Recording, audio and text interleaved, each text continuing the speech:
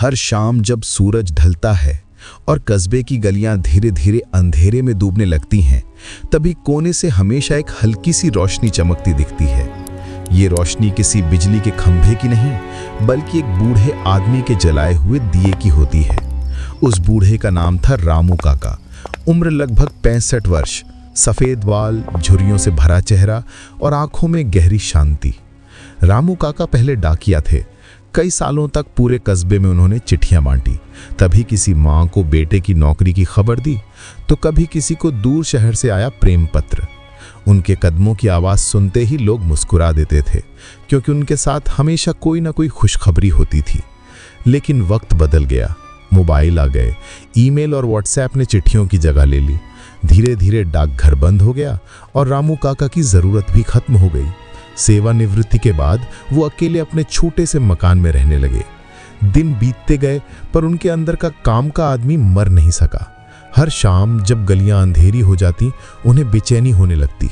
उन्हें याद आता कि एक बार बिजली के ना होने से किसी बच्ची का पैर गड्ढे में चला गया था। उसी दिन उन्होंने तय कर लिया, जब तक वो जिंदा है, अंधेरे से किसी को ठोकर नहीं लगने देंगे।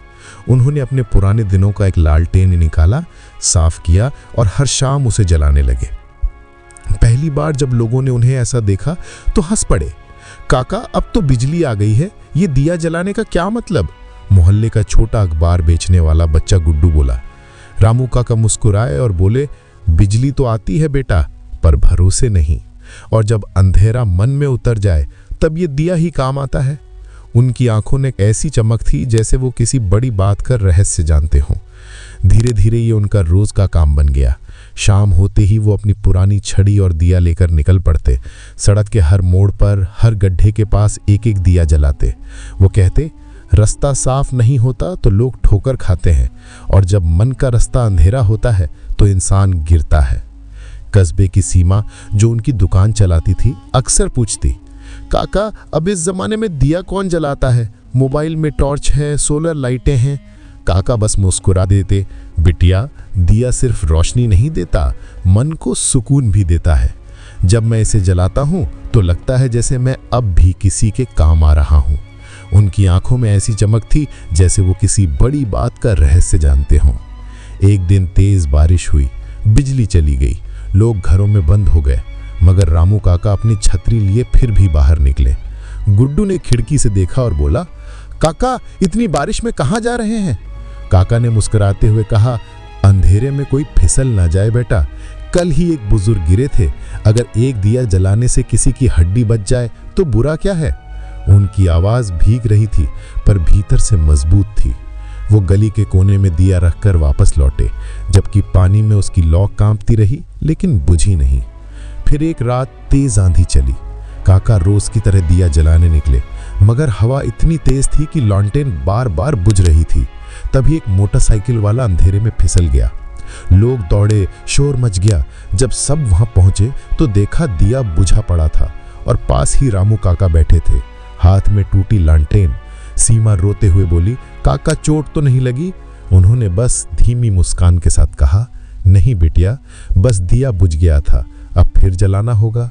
और उन्होंने कांपते हाथों से माचिस निकाली, फिर से लौ जलाई। लोग स्तब्ध होकर देखते रह गए। अगली सुबह अखबार में खबर छपी, एक बूढ़ा आदमी जिसने गांव की गलियों को रोशन रखा। अचानक पूरा कस्बा रामू काका के बारे में बात करने लगा।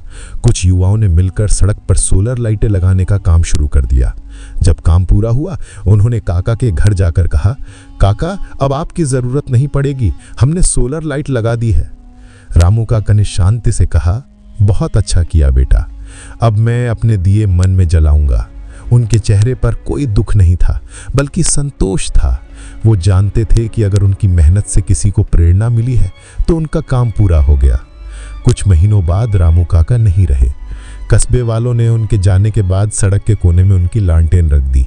हर रात कोई ना कोई आकर उसमें तेल भर देता और एक दिया जलाता।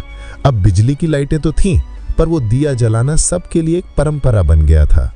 गुड्डू, जो अब बड़ा हो चुका था और अखबार बांटते हुए कॉलेज जाता था, हर सुबह उस दिए के पास रुकता, हाथ जोड़ता और मुस्कुरा कर कहता, काका, आपकी रोशनी अभी भी जल रही है। कई बार लोग उससे पूछते, अब तो बिजली की भरमार है, फिर ये दिया क्यों? गुड्डू बस मुस्कुरा कर कहता, क्योंकि काका ने कहा था अगर तुम्हारे अंदर एक चिंगारी भी है तो किसी का अंधेरा मिटा दो। धीरे धीरे वो दिया इस कस्बे की पहचान बन गया। लोग दूर दूर से देखने आते कि कैसे एक छोटे शहर में इंसानियत का उजाला अब भी जलता है। किसी ने उसके पास एक पट्टिका लगवा दी जिस पर लिखा था, दिया छोटा होता है पर अंधेरा बड़ा नहीं होता। एक बूढ़ा आदमी हमें सिखा गया कि रोशनी बांटने के लिए उम्र नहीं, बस दिल चाहिए। हर रात जब हवा बहती तो दिए की लौ कांपती जरूर थी पर बुझती नहीं थी। जैसे रामू काका की आत्मा अब भी वहीं थी, उस गली के कोने पर हर राहगीर को रास्ता दिखाती हुई। और सच कहें तो उस कस्बे की सबसे बड़ी रोशनी अब भी बिजली की नहीं थी, बल्कि उस बूढ़े आदमी की याद की थी जिसने अपने छोटे से दिए से पूरे शहर को इंसानियत का मतलब सिखा दिया था।